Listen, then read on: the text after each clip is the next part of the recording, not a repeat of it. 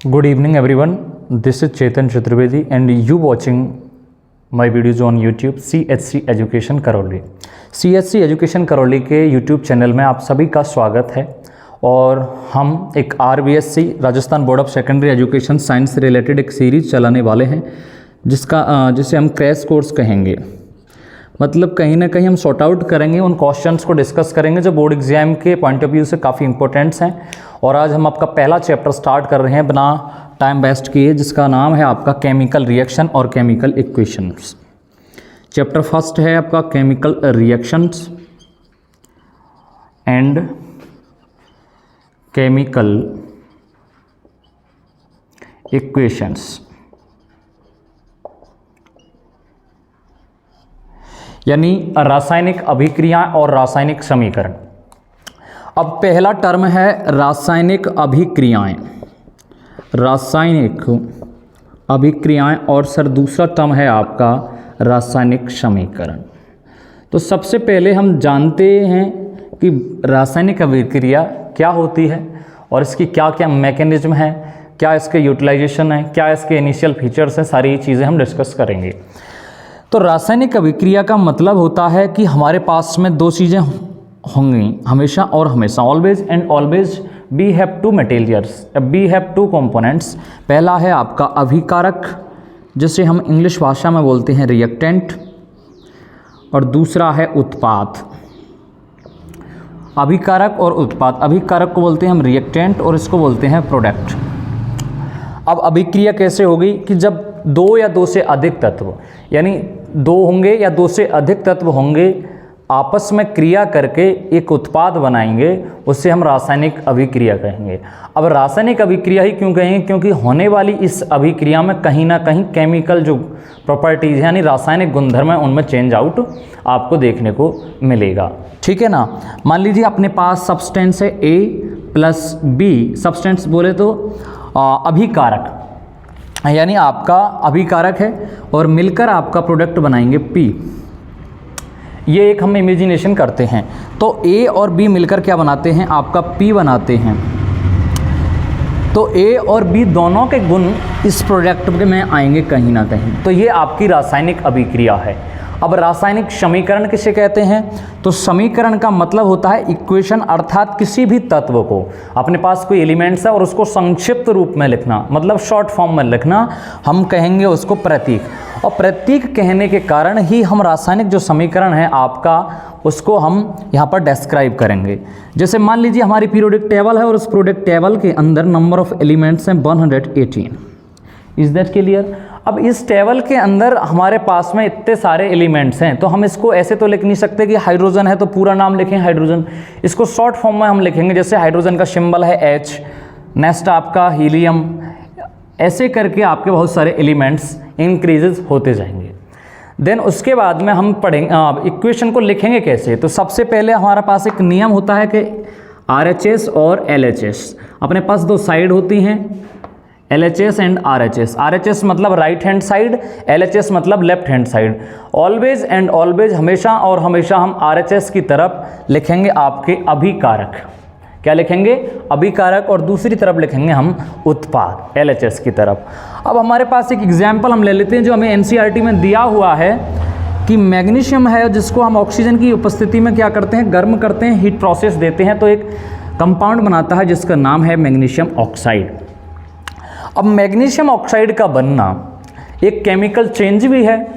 अब इसमें एक छोटा सा टॉपिक है आपका फिजिकल चेंज और केमिकल चेंज, यानी भौतिक परिवर्तन और रासायनिक परिवर्तन। ज़्यादा समय नहीं लेंगे क्योंकि बोर्ड एग्जाम बहुत ज़्यादा नज़दीक है, इस कारण से हम शॉर्ट में डिस्कशन करेंगे कि केमिकल चेंज और फिजिकल चेंज में बेसिक डिफरेंस क्या होता है। तो केमिकल का मतलब उसकी जो केमिकल प्रॉपर्टी जो उसमें चेंज आउट होगा, और फिजिकल में उसकी फिजिकल प्रॉपर्टी। अब फिजिकल का मतलब जैसे उसकी फेजेस है, यानी अवस्था है, कलर है, रंग है, उसकी गंध है, इन चीज़ों में आपका चेंज होगा। तो ये एक बेसिक टर्मिनोलॉजी थी आपकी chemical reaction and chemical equations की।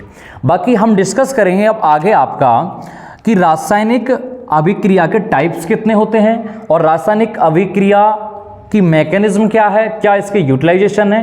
तो सबसे पहला पॉइंट है आपका संयोजन अभिक्रिया, और संयोजन का दूसरा नाम है योगात्मक। कई बार बोर्ड एग्जाम में पूछा जाता है, जो स्टेट बोर्ड के बच्चे हैं जो केवल आरबीएससी के लिए पढ़ रहे हैं ना कि फाउंडेशन के लिए, तो पूछा जाता है कि योगात्मक, और इंग्लिश में बोलते हैं इसे एडिशंस। क्या बोलते हैं? एडिशंस रिएक्शंस होती है ये। अब ये इसका मीनिंग क्या है? तो सबसे पहले हमारे पास में है, पहला वर्ड है संयोजन। योजन का मतलब जुड़ना और सह मतलब साथ में। ऐसी रासायनिक अभिक्रिया जिसमें टू यानी आपका दो अभिकारक, कितने अभिकारक?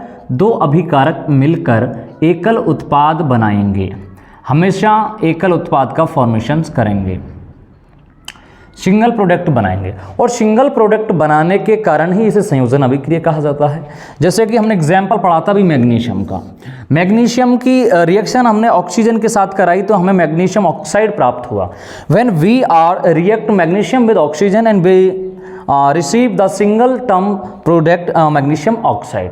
अब इस केमिकल्स रिएक्शन को बैलेंस करने के लिए हम एक मेथड काम में लेते हैं जिसे हम बोलते हैं hit and trial method. Hit and trial क्या होती है? तो शॉर्ट फॉर्म में पढ़ रहे हैं क्योंकि क्रैश कोर्स है आपका hit and trial methods. Hit and trial का मतलब आपका जो केमिकल इक्वेशन है उसको बैलेंस करना है, यानी number of molecules in chemical reaction are equal होने चाहिए, तभी आपका जो केमिकल्स इक्वेशन है वो क्या होगी? बैलेंस होगी, और बैलेंस होने के बाद में उसका मैकेनिज्म को हम अच्छे से पढ़ सकेंगे। मान लीजिए हमारे पास में मैग्नीशियम है और मैग्नीशियम की हमने रिएक्शन ऑक्सीजन के साथ कराई और मैग्नीशियम ऑक्साइड बना। तो इसमें यदि हम इसको बैलेंस करें तो हम देखें कि आपका जो RHS साइड है और एक है LHS साइड, तो LHS side is always product होगा, इसमें आपका रिएक्टेंट होगा।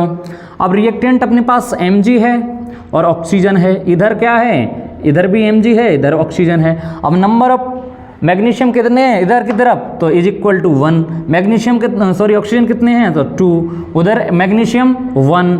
अब ऑक्सीजन कितने करने हैं? 2। तो क्या 2 लगा दें? तो 2 MgO हो गया अपने पास। अब 2 MgO हो गया तो अब यहाँ पर मैग्नीशियम कैसा हो गया? अनबैलेंस हो गया, डिस्टर्ब हो गया, तो इसके लिए हम क्या करेंगे? 2 लगा देंगे, तो ये रिएक्शन आपकी बैलेंस हो जाती है। ये क्या है? एक एग्जाम्पल है आपका एडिशन, कॉम्बिनेशन या संयोजन अभिक्रिया का। नेक्स्ट इसका हम दूसरा एग्जाम्पल लेते हैं, जैसे आपका कार्बन डाइऑक्साइड का फॉर्मेशन होता है। तो कार्बन डाइऑक्साइड यानी carbon plus oxygen is equal to carbon dioxide बनाएगा। कार्बन प्लस ऑक्सीजन, तो कार्बन का सिंगल मॉलिक्यूल और ऑक्सीजन का भी सिंगल मॉलिक्यूल, बट ऑक्सीजन को O2 फॉर्म में क्यों लिखते हैं? क्योंकि इसकी जो बैलेंसी होती है, संयोजकता होती है, वो 2 होती है, यानी 2 होती है। Oxygen is always donate 2 electron, ये हमेशा और हमेशा 2 इलेक्ट्रॉन ग्रहण करता है, मतलब कि आपका इसका जो बैलेंसी है वो 2 है। तो ये एग्जाम्पल है आपका एडिशन रिएक्शन का। इसके बाद नेक्स्ट टर्म में आती है आपकी रिएक्शन और उसका नाम है आपका वियोजन। और वियोजन को अपोजिट रिएक्शन कहा जाता है संयोजन की। इसको इंग्लिश में बोलते हैं हम डीकम्पोजिशन रिएक्शंस। इसमें क्या होगा कि आपका जो सिंगल प्रोडक्ट है वो कहीं ना कहीं 2 and more, सॉरी जो आपका सिंगल रिएक्टेंट है वो 2 and more प्रोडक्ट में टूटेगा। मान लीजिए अपने पास कोई एग्जाम्पल है, जैसे कि हमने ले लिया, इमेजिन करते हैं हम कि हमारे पास एक मॉलिक्यूल्स है AB वाला। अब AB को हमने ब्रेकआउट किया, इसको हीट दी और इसको तोड़ दिया हमने A+ and V-, because we know that, हम जानते हैं कि इस हमेशा 2 ही चार्ज होते हैं, केमिस्ट्री और फिजिक्स हो कहीं भी बात हो, पॉजिटिव चार्ज और नेगेटिव चार्ज। तो ये पॉजिटिव और नेगेटिव में टूट जाएगा। तो ये आपका सॉर्ट आउट यानी क्रैश कोर्स में हम जल्दी से डिस्कस करेंगे, मोटे मोटे तौर पे देखेंगे रिएक्शंस को। तो ये वियोजन अभिक्रिया है। अब वियोजन अभिक्रिया में मतलब आपका संयोजन अभिक्रिया यानी योगात्मक का उल्टा हो जाता है, एक दूसरे के अपोजिट्स होती हैं ये रिएक्शन। कई बार पूछ लिया जाता है कि संयोजन अभिक्रिया और वियोजन अभिक्रिया में कोई एक अंतर लिखिए, तो बस यही जो अंतर है जो हमने अभी समझा है। उसके बाद में नेक्स्ट आता है हमारा टॉपिक विस्थापन अभिक्रिया, और विस्थापन को इंग्लिश में बोलते हैं हम डिस्प्लेसमेंट। समझना ध्यान से, इस बार के लिए इंपॉर्टेंट है विस्थापन अभिक्रिया, डिस्प्लेसमेंट रिएक्शन, प्लेसमेंट रिएक्शंस। अब विस्थापन के अंदर क्या होगा कि इसके अंदर एक अधिक क्रियाशील तत्व कम क्रियाशील तत्व को उसके यौगिक से प्रतिस्थापित करेगा। यानी जो मोर रिएक्ट एलिमेंट्स है वो क्या करेगा, रिएक्ट आउट करेगा, शॉर्ट आउट करेगा उस एलिमेंट्स को जो कैसा है, लो रिएक्टेट है। अब जैसे कि हमारे पास में एग्जाम्पल है, एक एनसीईआरटी में दे रखा है कि आपका Zn यानी जिंक रिएक्शन करता है कॉपर सल्फेट के साथ, और कॉपर सल्फेट के साथ रिएक्शन करने के बाद में ये आपका बनाता है ZnSO4, और ZnSO4 क्या है, जिंक सल्फेट। बिकॉज ऑफ ये जो यहाँ पर Zn है ये मोर रिएक्टिव एलिमेंट्स है कंपेयरिंग ऑन कॉपर की तुलना में। तो कॉपर की तुलना में आपका जिंक कैसा है, अधिक क्रियाशील तत्व है, जिसके कारण ये अपने उसको यौगिक से क्या करेगा, चेंज आउट करेगा, प्रतिस्थापित करेगा या स्थानांतरित कर देगा। तो इस रिएक्शन को हम बोलते हैं विस्थापन अभिक्रिया। अब इसके साथ में निकलेगा क्या, तो यहाँ से ZnSO4 अपने पास रिलीज हुआ तो बचा क्या, कॉपर। तो कॉपर फॉर्म में निकल जाएगा, बुलबुलों के साथ एक गैस निकलती है, यानी कॉपर के साथ में ये निकल जाएगा। आराम से सॉर्ट आउट एग्जाम्पल है। नेक्स्ट इसका दूसरा एग्जाम्पल भी हम लेते हैं, जैसे कि अपने पास सेम ये CuSO4, यानी कॉपर सल्फेट को हमने रिएक्ट कराया किसके साथ में, आयरन के साथ में, then we will make a product FeSO4। अब FeSO4 क्या है, फेरस सल्फेट प्लस क्या निकलेगा, वही Cu यानी कॉपर आपका रिलीज हो जाएगा इस इक्वेशंस के अंदर। तो ये एक डिस्प्लेसमेंट रिएक्शन का एग्जाम्पल है। अब इसके बाद में इसका माइक्रो फॉर्म बोले तो हम माइक्रो फॉर्म ही बोल सकते हैं कि द्विविस्थापन अभिक्रिया, यानी डबल डिस्प्लेसमेंट होगा, कहीं ना कहीं विस्थापन तो होगा लेकिन दो जगह से होगा, यानी आपका जो अभिकारक है वो दो बार विस्थापित करेगा। यानी तत्व तो रिएक्टिव होंगे लेकिन मोर रिएक्टिव होंगे, एक अधिक क्रियाशील होगा एक कम क्रियाशील होगा, किसकी तुलना में, यानी पहला जो एलिमेंट्स है यानी फर्स्ट एलिमेंट्स है उसकी तुलना में आपका सेकंड जो एलिमेंट्स है वो कम क्रियाशील होगा और उसको अपने यौगिक से हटाएगा, यानी दो बार विस्थापित करेगा, तो इसको बोलेंगे द्विविस्थापन अभिक्रिया, यानी डबल डिस्प्लेसमेंट। कितनी बार डिस्प्लेसमेंट हुआ, तो dual time, dual displacement. Dual displacement, और डुअल डिस्प्लेसमेंट के बाद में आपके आते हैं ऑक्सीडेशन, रिडक्शन, और ऑक्सीडेशन एंड रिडक्शन को हम शॉर्ट आउट बोलते हैं या कॉमन फॉर्म में बोलते हैं रेडॉक्स रिएक्शन। अब रेडॉक्स क्या होती हैं, ऐसी रिएक्शन जिसमें ऑक्सीडेशन और रिडक्शन दोनों के साथ होते हैं। अब रिडक्शन का मीनिंग क्या होता है कि ऐसी रिएक्शन जिसके अंदर आपका जो हाइड्रोजन आयन है, हाइड्रोनियम है, उसका क्या होगा, इंक्रीजेज होगा, यानी हाइड्रोजन की वृद्धि होगी और ऑक्सीजन की कमी होगी। और इसके अपोजिट ऑक्सीडेशन, और ऑक्सीडेशन में ऑक्सीजन बढ़ेगा हाइड्रोजन घटेगा, और जब ये दोनों रिएक्शन एक साथ होंगी तो उसे बोलते हैं हम रेडॉक्स रिएक्शन। उसके बाद में आपको एक नेक्स्ट टॉपिक आता है जिसे बोलते हैं हम रैंसिडिटी या विकृत गंधता।